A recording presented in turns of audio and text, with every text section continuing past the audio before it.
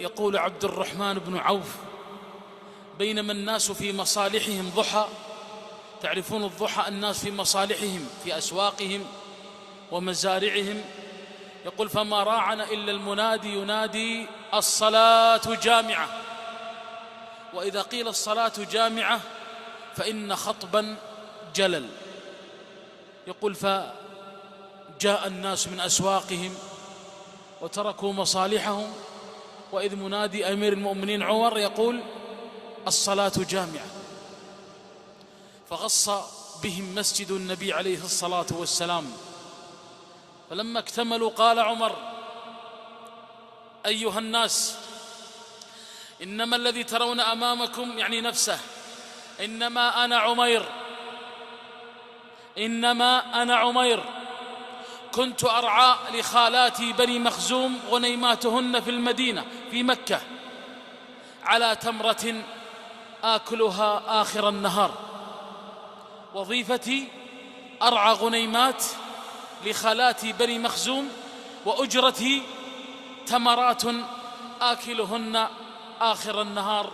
هذا هو عمير، عودوا إلى مصالحكم.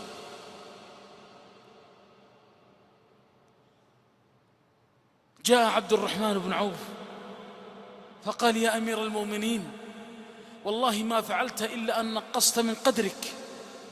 قال: نعم، لقد حدثتني نفسي، حدثتني فقالت: من مثلك؟ كنت تدعى بالأمس عمير واليوم عمر الخليفة؟ من مثلك؟ تأمر فتطاع، حولك الحشم والخدم.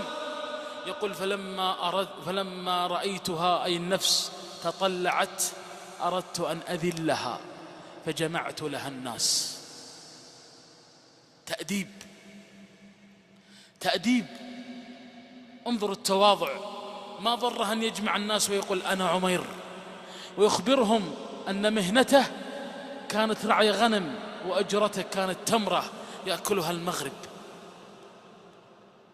كلما ارتفعت نفسك أذلها وقل: يا نفس إلى أين؟ كيف تتكبرين وأنت تحملين في جوفك العذرة؟ إلى أين؟